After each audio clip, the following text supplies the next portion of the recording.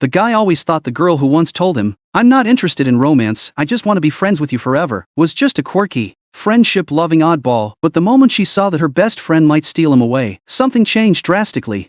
Suddenly, she started clinging to him twice as much and even teased, "Neither of us has kissed anyone before, right? Wanna try it?" Like she was casually suggesting dinner plans. The guy's dream had always been to open a flower shop, but his parents pushed him to become a civil servant. Eventually, they challenged him. If he could sell 100 flower accessories during the school festival, they'd leave him alone. He tried his best but only sold 5. Then out of nowhere, a socially anxious heiress used her connections to sell 27 pieces in just half an hour and even promoted his work on social media. Suddenly, his creations were in hot demand. He was baffled. They'd barely interacted before. Why was she helping him? That's when she admitted she'd been secretly following him for a while. She even knew about the time he cried after cutting flowers he'd grown himself. She loved his work, loved how focused he looked when creating, and wanted to keep supporting his dream from his side. After that, she started saying, "Since we're both not into dating, if we're still single by 30, let's just live together, okay?" Since then, she practically became his shadow, to the point where no one else dared approach him. Meanwhile, she casually dated guys she had no interest in, just to talk about the guy endlessly, leaving each of them with emotional scars. One day, she saw another girl wearing one of his old handmade bracelets from middle school. When the chain broke, she offered to fix it, but the girl suddenly snapped, yelling at her for bringing up the past. He felt awful. He never imagined one small act could spark such a big reaction. Later, while he was fixing the bracelet, she quietly said, "See, when he's focused, he doesn't notice anything around him." Sure enough, after he finished, he looked up and saw everyone silently stifling their laughter.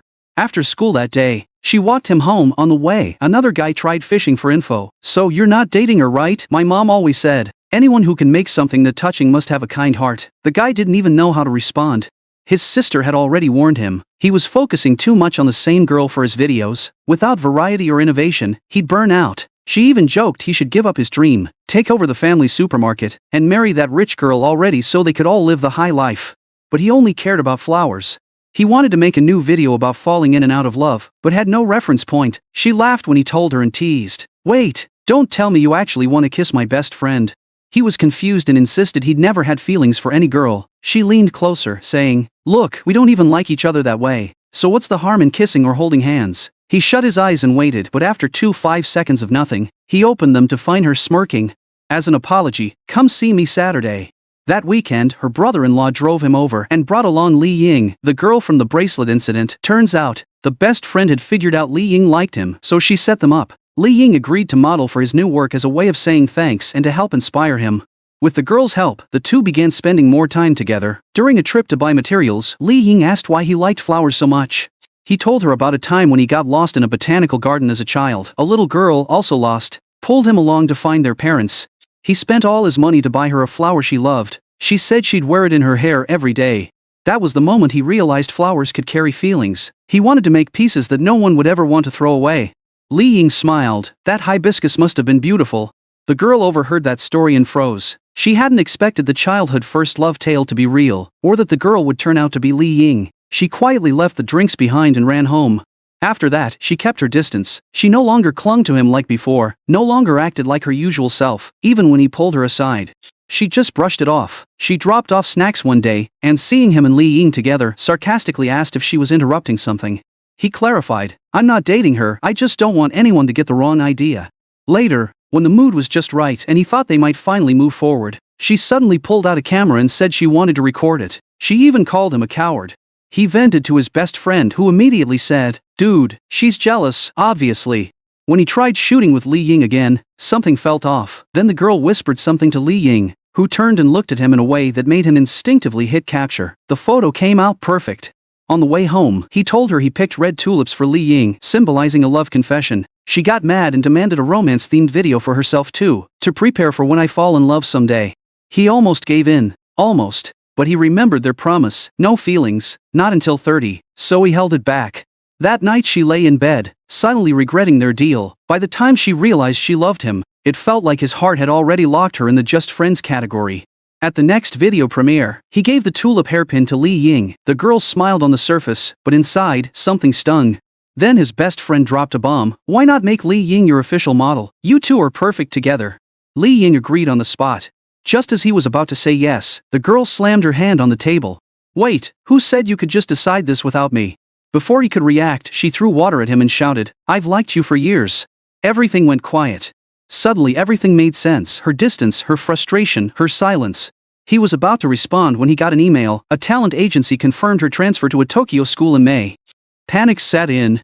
The moment class ended, he ran after her. That girl, so smart, confident, strong, was helpless when it came to love. He caught up and stood in front of her. "You're just gonna leave like that?" he asked. She looked down, for once not putting up a front. "Give me a real answer," he said. While they were struggling over who would hold onto the pendant, it slipped from his neck and shattered on the floor. Then, by accident, he stepped on it. He winced as though he'd trampled straight on her heart. In a sudden, impulsive moment, he blurted out, "You're just using me as a tool for props and promotions, right?" It was like he'd ripped away her mask. She frowned. She had never expected him to see their relationship that way. So transactional, so cold. And wasn't he the one treating her like a mere assistant, after all? Didn't he immediately bring Li Ying in as his exclusive model without a second thought? The tension spiked, voices overlapped with accusations, both of them hurt, words tangled, and the scene ended in chaos. At that critical moment, his best friend stepped in. He'd seen it all, how the guy's heart tilted toward her, how he used any excuse to avoid getting closer to Li Ying. He knew the deeper pain. The guy felt guilty about being drawn to her, and yet, despite that, his friend told him flatly, "Just stop, forget both the friendship and any romantic feelings for now. Figure out who matters most, you or her." His friend had another motivation. He sided with Li Ying all along. Without his assistance, Li Ying had hard times breaking into the spotlight. And soon, with her transferring looming, the scenario could break every heart involved. So he urged the guy to choose quickly. Unsurprisingly, he chose her. He decided to fight to keep her from leaving. That night, he texted apologies repeatedly, begged her not to transfer, but she responded with firmness. She was going no compromise. He panicked. He wondered if this was a cruel push. Would she only come back when he broke down? Then he made 3 demands in return if she stayed. "I thank you" day each month he'd continue making floral jewelry just for her. She'd initiate the first kiss.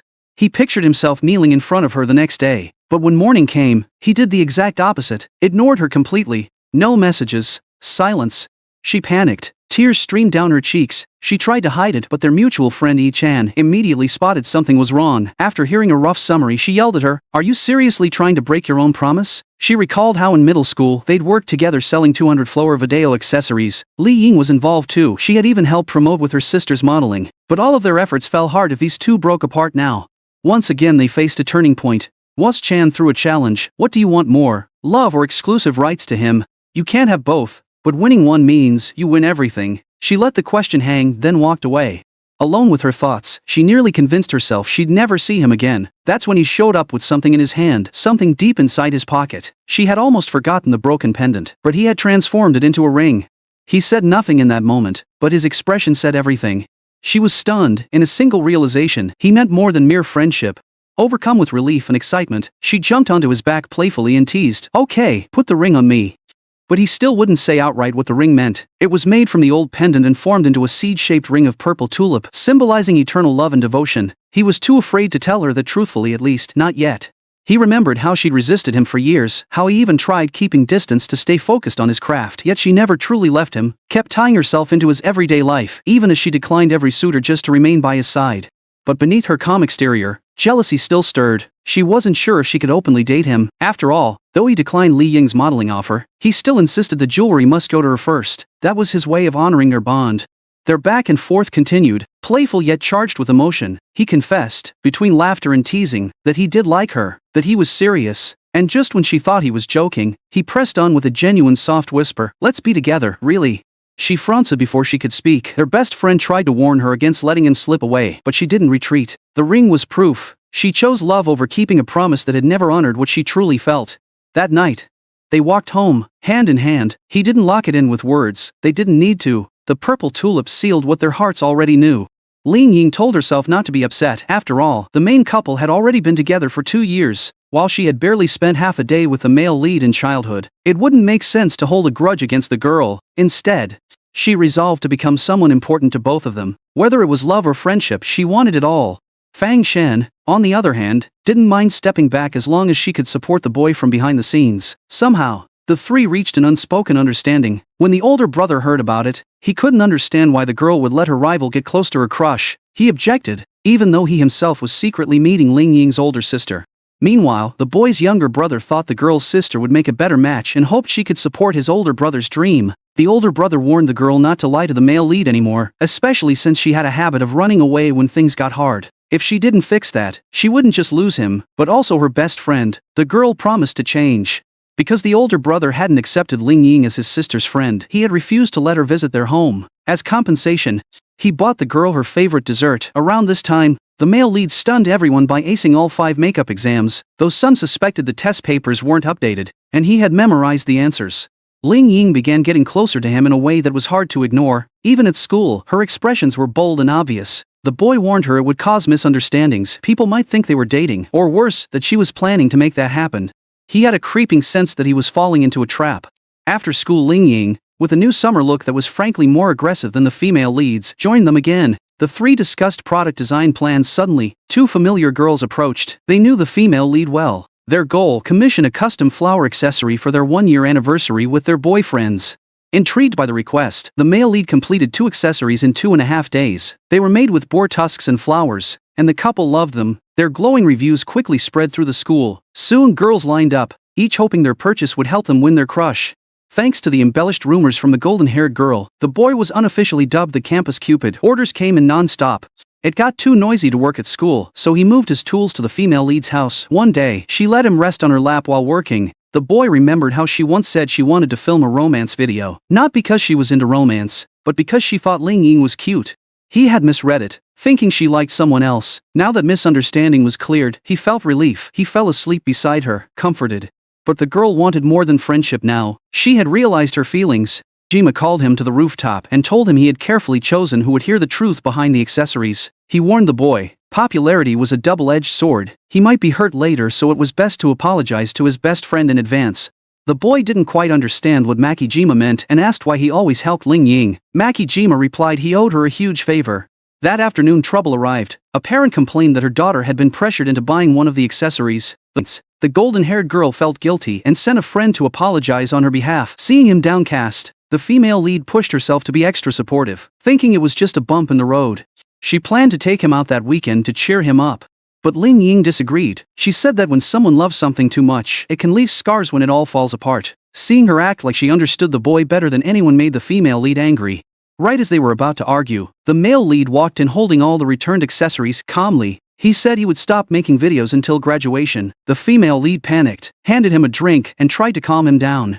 He brushed her off. She claimed she just liked seeing the way he looked when he made accessories, but he took it the wrong way. He thought she was saying he was worthless without his hobby. Angry, he accused her of trying to control his dream and stormed off. At home, he told his older brother what happened. The brother said the girl didn't do anything wrong by speaking her mind. But the boy would have to overcome this hardship himself. Life wasn't easy. He needed to grow tougher. Later, he apologized to the girl but still insisted on quitting videos. She immediately ended their partnership, reminding him that supporting his shop had been her dream too. He had no right to stomp on it. In the days that followed, the girl gave him the cold shoulder. Seeing an opportunity, Ling Ying visited the boy, distracting him with games while he tried to watch a match. When he asked if she was happy now, she cheerfully said yes. She followed him to his room and noticed a video on the table. He asked who it seemed made for. She said the female lead. He admitted it was, and that he felt nothing while watching it. He realized most of his motivation had come from trying to impress her. In the process, he had been dishonest with himself. Still, Ling Ying said it was fine to make others happy too. Even if he never made another video, she would still like him. She asked who he would choose, her or the other girl. He paused, thought it over, and then rejected her. Though hurt, Ling Ying didn't break. She simply loved him more. The boy sought out the female lead to apologize. She was originally planning to get back at him by making him agree to all her demands, but their mutual friends stopped her in time. She also apologized for lying about transferring to Tokyo. He said it didn't matter. What was important was that she hadn't changed. Moved, she turned on the shower, soaking herself. Ling Ying rushed to get towels. The female lead said she loved the way he looked while working, even if he never made another video. He replied that realizing how much she cared made him feel guilty for letting her down. Their friend laughed out loud, trying to lighten the mood. As summer break began, Ling Ying's older sister, Momiji, returned from abroad. She said she was back not only to see her sister, but also to punish the juniors who had embarrassed her. Makijima was excited to join. The female lead discovered that the boy was ridiculously self-disciplined. He didn't think much of the attention he got from other girls and assumed they just wanted to be friends. One bold girl even asked him to help her create a fake chance to be alone with the female lead on Christmas.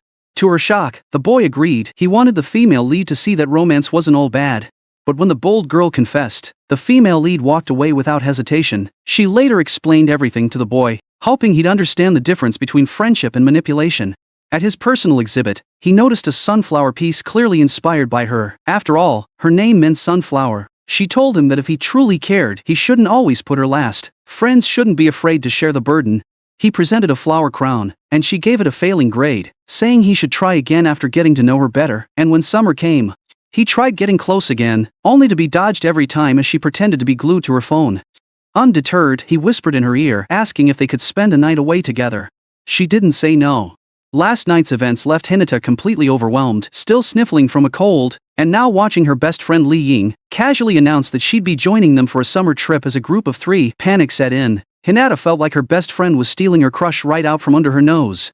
What she didn't know was that the male lead had recently become painfully aware of his feelings, and was avoiding her not because he didn't care, but because he was worried about losing control. That's why he dragged Li Ying along as a cover. And Li Ying, she was playing the long game. Knowing full well the guy was too afraid to confess, she was already collecting emotional wins and betting she could win him over if she kept at it. After school, the guy let his guard down for a second and Hinata jumped at the chance, hugging him tight and asking if he'd go swimsuit shopping with her. Caught off guard, he didn't want to say no, but also feared giving in, so he suggested they bring Li Ying along. That only made Hinata's misunderstanding worse. Li Ying, however, saw through him in a heartbeat and flat out refused to join. She knew he just wanted a legit excuse to watch Hinata try on swimsuits. At the store, Hinata picked styles she knew he'd like, even trying to tempt him with a hidden special option. Who could survive that level of temptation? Just then, chaos escalated. His friend Momiji, Li Ying's older sister, showed up at his house and dropped a bombshell. She wanted him to give Hinata up.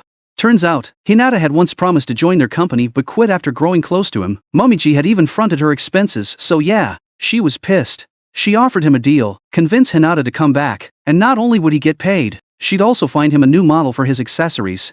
But the guy wasn't having it. His dream was to open a floral accessory shop. With Hinata, without her, it meant nothing. Momiji snapped, calling his work childish, like kids playing house. She accused him of being selfish, ruining his friend's future just so she could stay by his side. Right as the tension peaked, his future brother-in-law showed up, ready to throw down, until Momiji pulled out an old embarrassing video. One glance and he dropped to his knees, face pale. She warned, talk again and it goes online. Even his sister couldn't help but joke. If you two get along this well, why not just get back together already? Both shouted, no way, at the same time. That's when his sister got serious, saying Momiji was just forcing her own ideals onto others. Sure, Hinata was a lot like Momiji in the past, but being forced into someone else's version of justice was the very thing Momiji used to hate. The words hit home, and Momiji agreed to change the challenge. Instead of buying him off, she'd settle it with a creative showdown. If the guy could make a video by summer break that impressed her, she'd drop everything. Otherwise, he could either pay off Hinata's debt or lose her for good. But with his multi-talented brother-in-law now blacklisted, and no money to spare, he had no choice but to accept the challenge. Later, Hinata overheard the whole deal and her brother made it clear he wouldn't bail the guy out. Even if Hinata tried to run away with him, Momiji would hunt them down. He'd ruin their shop, their lives, everything. So the guy focused on creating. He started thinking, if he could make something truly moving, maybe this would be the turning point he needed. Hinata believed in him 100% and even joked that she'd drop out of high school to support him full-time. He panicked at the thought, you say stuff like that and people might think we're getting married. Hinata just smiled. Well, I never said I wasn't serious. The three of them went out to hunt for creative inspiration, using summer memories as their theme. Hinata had a few colorful ideas, like a childhood crush to getting caught in a sudden rainstorm after school. The others just stared at her. And yet again, the boys were helpless against her chaos. Eventually, they took a train to the beach to gather material, while Hinata and Li Ying splashed water at each other. The guy filmed the best moments, but 2 minutes in the girls were already comparing who had the better assets. He sighed. The deadline was 3 weeks away and he still had no solid concept. Then inspiration struck. 2 random teens playing a game sparked a memory. He decided to visit his old flower arranging teacher and look through past works. As he flipped the pages, he stumbled across a photo of him and Hinata arranging flowers together. It hit him right in the heart. He decided to center the piece around sunflowers, just like the ones he'd once made for Hinata during her personal exhibition. She was thrilled at first, until she learned the idea came from Li Ying. Her smile vanished.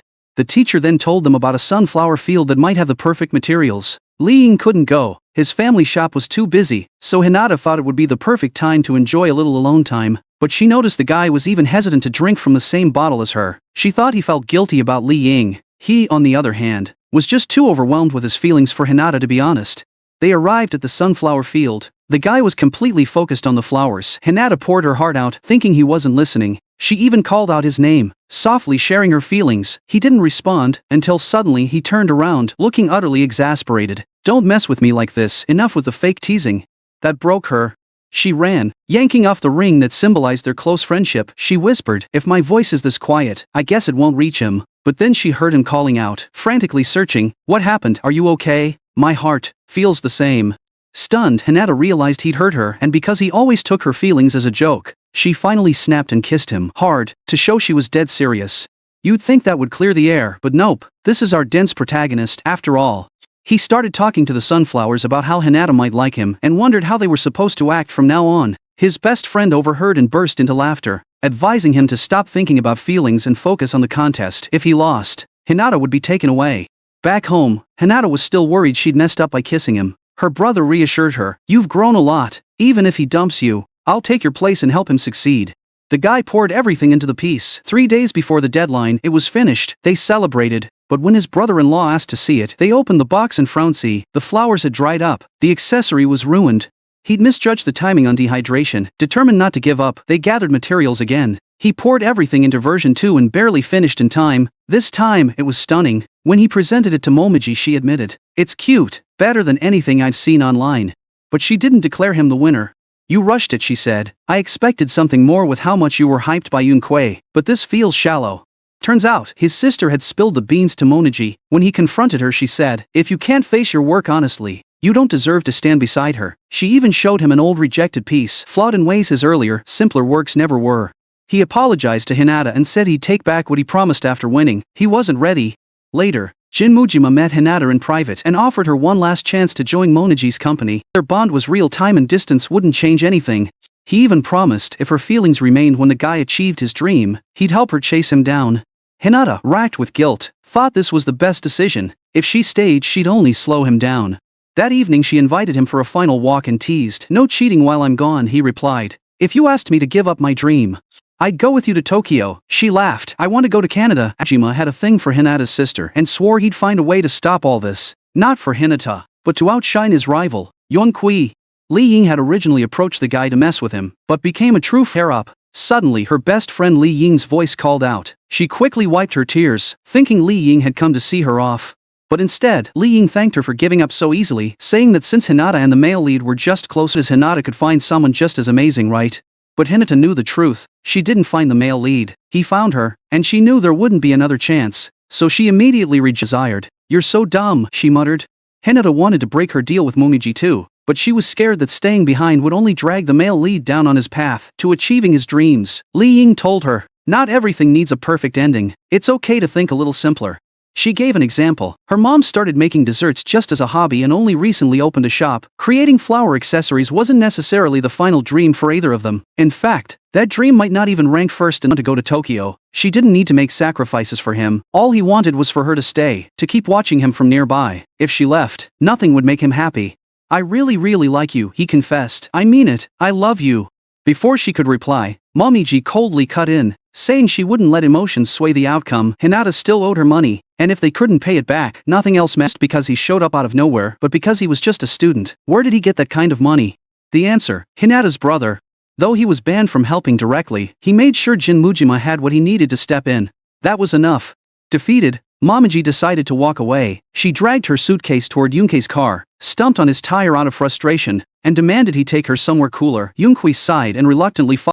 Then, of course, Jin Mujima had to be a pain. "I did turn the whole thing around, you know," he said smugly, "so I get to make a few rules."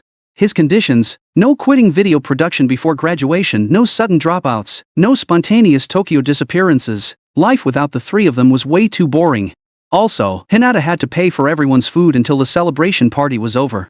On the way home from that celebration, the male lead shared something he'd realized. "I want to give up on opening a shop." Of course, he wanted both love and dreams. He wanted to become someone others looked up to, someone worthy of admiration. So he made it clear again, Hinata didn't need to sacrifice anything for him. He would stand on his own 2 feet.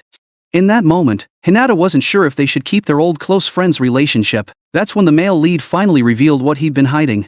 The seed inside the ring, it's a purple tulip. Together.